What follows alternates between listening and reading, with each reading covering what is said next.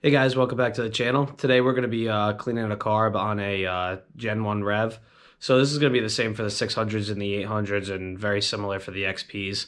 But I consider this seasonal maintenance. We try to do it every year on our customer sleds because if not, they usually come back halfway through the season for it. So something you should definitely be doing, and let's take a look at it. Okay, so first thing we got to do is use the provided tool and spread the secondary clutch. And what that's going to do is it's going to give us enough room to take the belt off, and then we can take the secondary off.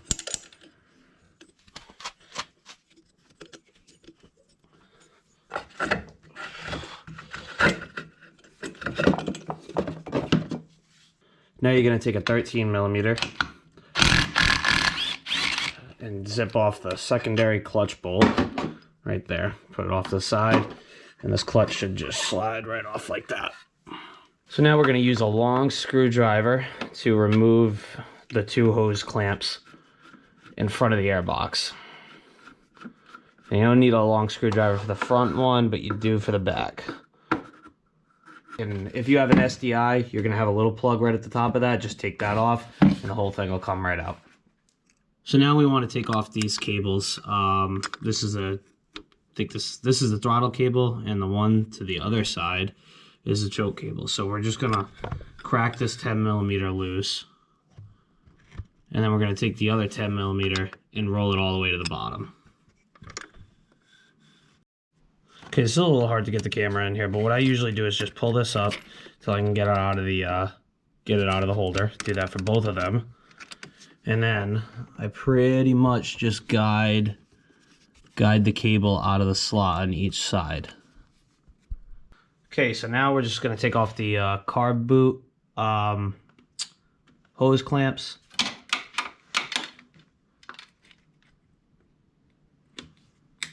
Like so. And then we got the one in the back, obviously.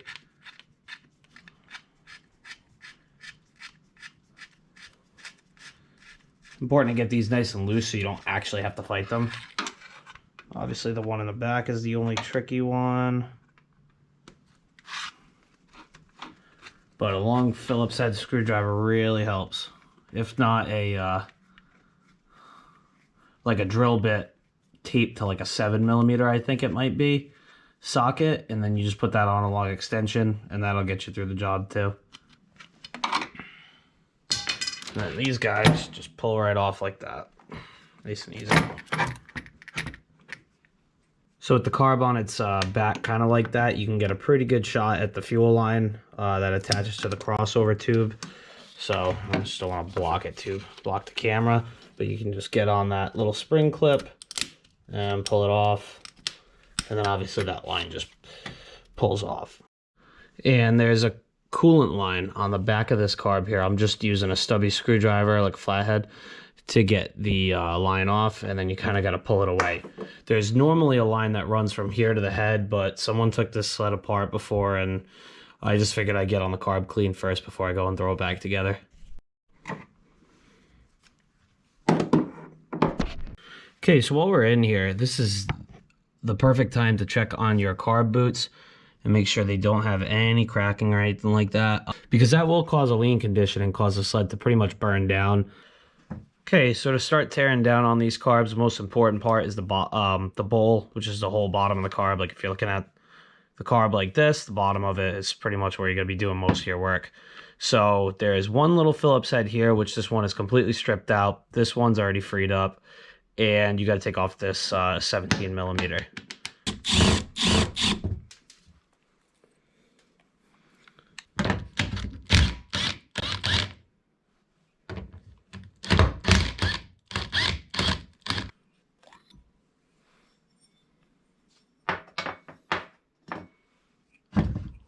So now we're going to take off this main jet right here, which is a 6 millimeter, and should be on there kind of nice and light. Just roll that guy out, and that controls your fueling from anything off idle up. So we're going to take that jet out, and we're just going to put it off to the side for now. And then you're going to need a screwdriver that is long and skinny enough to fit down this second hole in here. And make sure you put fair amount of downward pressure on it, because if you strip that out, then you're in it for a carb body, which is very expensive. So I just felt that one break loose. The threads are extremely, extremely long, and we'll kind of just have to give it a little tip over and make sure to catch it on the other side.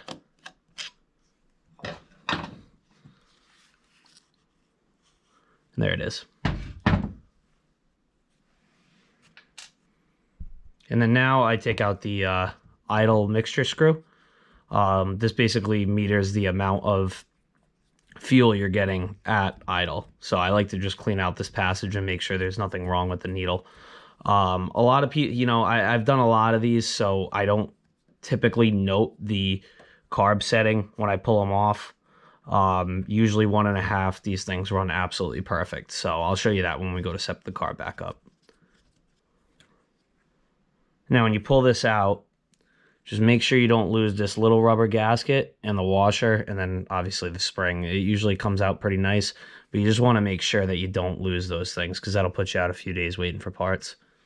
So normally I take a little tiny piece of wire that I cut off from some stranded wire, and I just kind of poke my way through all the orifices and make sure there's nothing physically in the holes, because this is the only way you're actually gonna be able to clean a blockage, if there is any.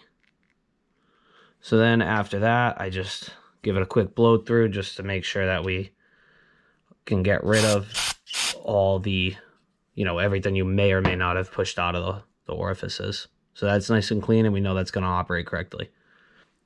This guy has this main jet has a pretty fair-sized orifice in it, and you don't have to be that worried about it. So I usually just blow through this guy and verify that you're getting good spray through there, and it's good to go.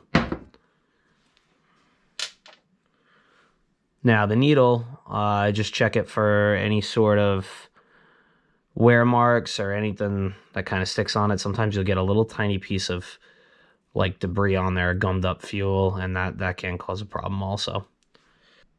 So before I put this thing back together, I usually just blow through all these orifices with some brake clean or carb clean or anything. Then I, you know, verify that the float is at least opening and closing. You can kind of see it in there. And I also spray into this hole, and what it does is it should come out of where your idle mixture screw screwed in, if you already took that out. If you already took that out. So that should have a clear passage through.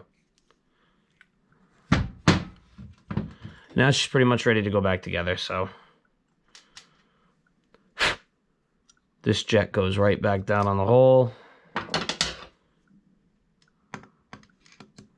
Again, find your threads and let her go.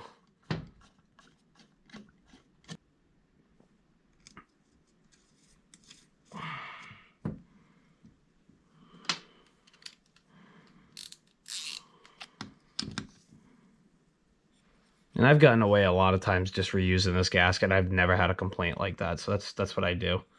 Just make sure it sits back in exactly where it was supposed to. Okay, so for the idle mixture screws, it's important you just roll these things. It's important. So for the idle mixture screws, you just roll these things in all the way. And I've never met a skidoo that wasn't happy with 1.5 turns out. So it's very important to try to figure that out, because it's damn near impossible to adjust these when they're on the sled, and these carbs in general are kind of a pain to take out. So just be careful about when you adjust them. Just 1.5 out, and it's usually perfectly fine.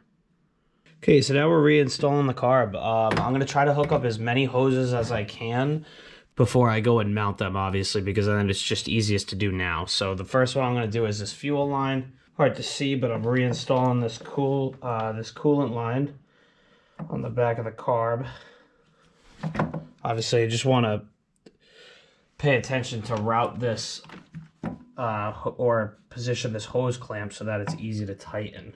There is no good way to show this, but you know, I'm just trying to push it on, and then as far as I can on there. So unfortunately, I really can't show you how those cables went on, but they kind of just slide into the slots there. You kind of pull this whole cable housing down as far as you can, and then bend the actual cable so it fits in the slot, and then the whole ball slides through, and then it kind of falls back into place, and then you just tighten up the 210mm on the top. Now with these carbs, sometimes you can get away without throwing any lube on them or anything like that, but you can pretty much just give them a little push and they fall back into the spot where they were seated in originally. And then you want to just go and snug up the hose clamps and you're good to go.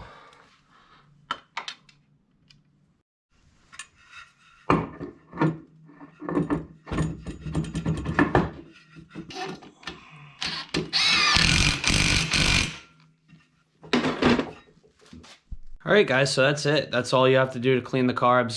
That's a pretty basic cleaning. You could always send them out and get them done, but it's always important to keep an eye on them, and at the very least check your plugs and make sure you're not running and make sure you're not burning super lean, because if you are, then you know that can cause damage to the motor. So thanks for watching. Please like and subscribe if you found this video helpful.